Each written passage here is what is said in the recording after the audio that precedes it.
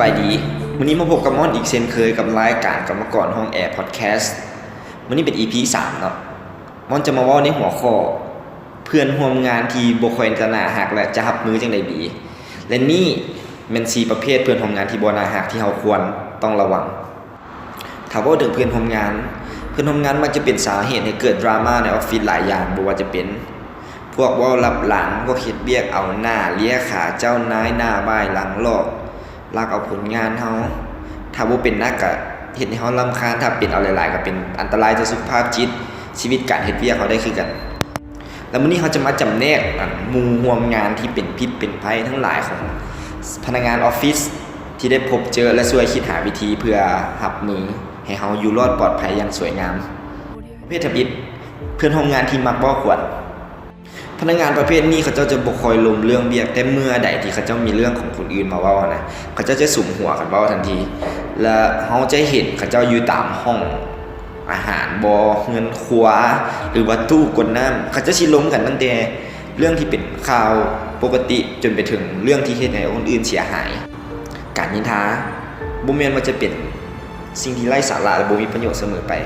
ในแง่ของสังคมและการนินทาสามารถที่ให้คนเฮารู้สึกใกล้ชิดกันได้จากที่บ่เคยสนิทสนมกันมาก่อนเมื่อเขาจะมีจุดประสงค์ร่วมกันเช่น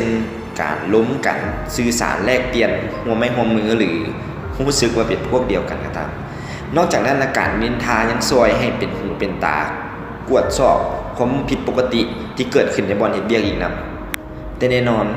การที่จะนินทาคนอื่นมันเฮ็ดให้เกิดโทษอยู่แล้วโดยเฉพาะอยู่ในออฟฟิศว่าหลายเทื่อที่เราได้ยินเรื่องเล่าของผู้นั้นเรื่องเล่าของผู้นี้การฟังคนอื่นเว้าต่อๆกันมันเฮ็ดให้เราตัดสินคนผู้นั้นโดยที่เรายังบ่มีโอกาสได้ไปรู้จักเขาเจ้าแท้ๆและบางครั้งเรื่องของเราอาจจะถูกไปเอาไปนินทาแบบชี้คือกันเอามาฟังวิธีรับมือกับเพื่อนร่วมงานประเภทนี้เบิ่งเขาจะพบว่าพวกที่มักเว้านินทาอยู่ในห้องการส่วนใหญ่มักจะเป็นขาประจำหน้าเก่าๆเรามักจะสร้างความคิดด้านลบให้เฮาอยู่เสมอแล้วก็หลีกเลี่ยงยากอีกถ้าเฮามีสถานการณ์ที่ต้องตกอยู่ในวงที่เขาเจ้าเว้าขวนกันอยู่เฮามาลองใช้วิธีต่อไปนี้เบิ่งเปลี่ยนโหมดเป็นผู้ฟังเท่านั้นเก็บข้อมูลอยู่ซื่อๆบ่ต้องแสดงความคิดเห็นหยังบางคนเชื่อว่าเป็นคนที่เว้าขวนคนอื่นดีกว่าเป็นคนที่ถูกเว้าขวนจึงเอาตัวเข้าไปอยู่ในวงนั้นเพื่อสิบ่ให้คนอื่นเว้าขวนเฮาแต่เชื่อเถอะว่าจังได๋เจ้าก็ถูกเว้าขวนอยู่ดีโดยบ่มีข้อยกเว้นถ้ารู้สึกว่าทนฟังบ่ได้กับการนินทาอยู่ในวงนั่นก็ให้ย่างมาเลยโดยที่บ่ต้องสนว่ามันจะเสียมารยาทหรือบ่หรือว่าย่านที่จะบ่ได้สนิทกับเพื่อนร่วมงานเหล่านั้นเพราะในความเป็นจริงแล้วเพื่อนร่วมงานก็คือหมู่เพื่อนที่เฮ็ดเวียกร่วมกันให้คิดเสมอว่าจุดหมายหลักของเฮาเป็นการเฮ็ดเวียกร่วมกันเสียก่อนเพราะฉะนั้นสำหรับหมู่ร่วมงานที่บ่อยากเป็นหมู่กับเฮานะพอคิดว่าเฮาเสียมารยาทที่บ่ยอมสุมหัวเว้าขวดคนอื่นนำเขาเจ้าก็ถือโอกาสตัวนี้ใช้โอกาสตัวนี้แหละเป็นเครื่องกั้นตองว่าคนผู้ใดที่ควรคบหรือบ่ควรคบในบ่อนเฮ็ดเวียกถ้าเฮาตกอยู่ในกรณีที่เฮาเป็นคนที่ถูกเว้าขวดหรือว่าเฮารู้สึกบ่โอเคให้ลองคิดในแง่บวกว่าคนที่เขาเจ้าเว้าลับหลังหรือเว้านินทาเฮาเขาเจ้ากำลังตามหลังเราอยู่มันแสดงว่าเฮาย่างนำหน้าเขาเจ้าอยู่หลายก้าวถ้าเฮาสู้บ่ได้ก็เพียงแต่ให้เขาเจ้าเว้าไปให้เขาเจ้านินทาไปมันบ่ได้มีหยังเสียหายเลยประเภทที่2เพื่อนร่วมงานหน้าไหว้หลังลอกพนักงานประเภทนี้บ่ค่อยจะแสดงตัวกลัวที่เฮาสิฮู้ว่าอีหยังเป็นอีหยังพวกเรานี่ก็สร้างเรื่องสร้างราวให้เฮาหลากหลายบางครั้งก็มาในรูปแบบบ่อีหยังนึงรับหลังเฮ็ดอีหยังนึงแสดงเนียนปานเฮียนมาสิ่งที่พวกหน้าไหว้หลังลอกทำลายสังคมห้องการของเฮาก็คือทำลายความไว้เนื้อเชื่อใจแทนที่เฮาเฮ็ดดีนำเขาเจ้าจะเฮ็ดดีตอบกลับกลายเป็นว่าเฮาต้องผิดหวังและเสียใจต้องมาระแวงกันเพราะบางคนต้นหน้าคือสิดีกับเฮาแต่รับหลังสัมผัสร้ายกับเฮาก็มีแต่สุดท้ายแล้วก็คือเขาเจ้าเว้าแหละโลกนี้มันบ่มีความลับมันก็จะเป็นเรื่องแท้ที่ว่าพวกหน้าไหว้หลังหลอกเรานี่จะถูกเปิดเผยบ่มือใดกับมือนึงเชื่อว่ามันจะมีเวรกรรมหรือสถานการณ์บางอย่างที่เขาเจ้าต้องเผยนิสัยที่แท้จริงของเขาเจ้าออกมาแล้วก็แพร่ภัยตัวเองเป็นในที่สุดวิธีรับมือกับเพื่อนร่วมงานที่หน้าไหว้หลังหลอกก็คือใช้มันเป็นบทเรียนเลยสำหรับคนที่เป็นผู้ที่ถูกกระทำผิดสิรู้สึกเสียใจที่บ่ได้รับความจริงใจตอบแทนแต่ในทางกลับกันมันก็เป็นข้อดี จงคิดซะว่าเฮาได้ฮู้ความจริงก่อนที่หลายอย่างมันจะซ่าไปให้คิดซะว่าพวกหน้าไหว้หลังหลอกนี่เฮ็ดให้เฮาแข็งแรงขึ้นสร้างภูมิต้านทานให้ชีวิตหลายขึ้นต่อไปเขาอาจจะเจอเรื่องคล้ายๆกันแล้วเขาอาจจะฮู้ทันและเพิ่มประสบการณ์ให้เขาเบิ่งออกว่าไผเป็นงูพิษในห้องการและในอนาคตเขาอาจจะจับงูพิษได้เก่งขึ้น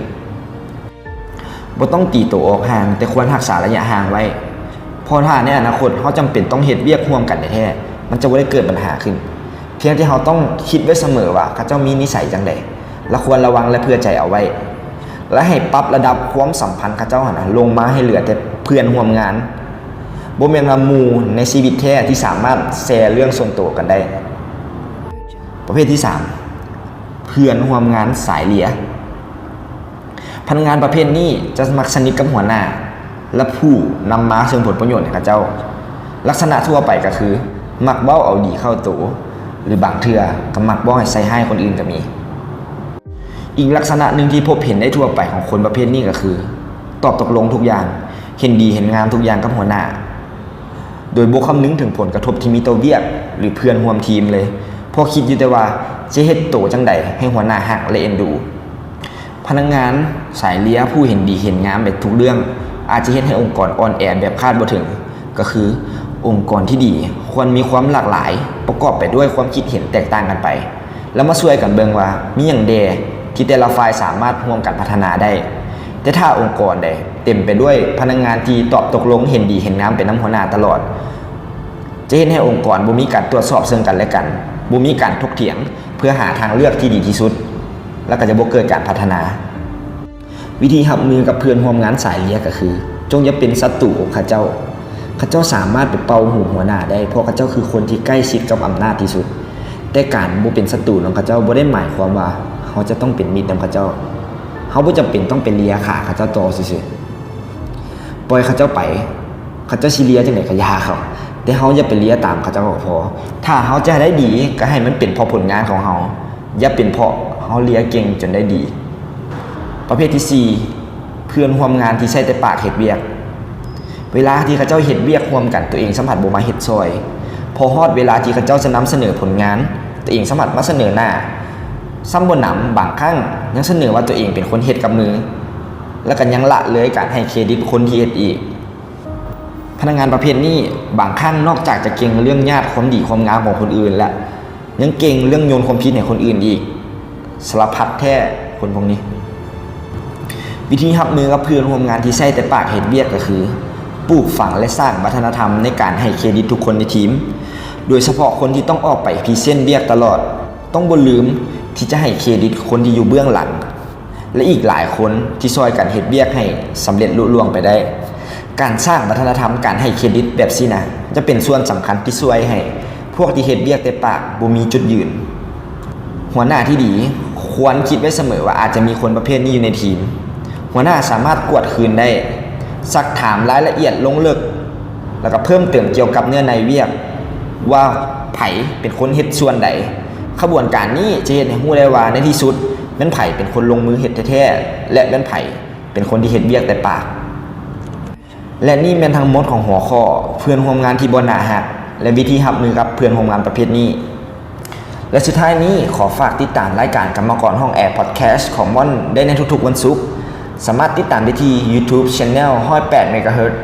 อย่าลืมกด Subscribe กดรูปกระดิ่งเพื่อเป็นการแจ้งเตือนเมื่อมีพอดแคสต์ใหม่ๆและยังสามารถติดตามได้ใน Facebook Fanpage 108.jobs ได้นำอีก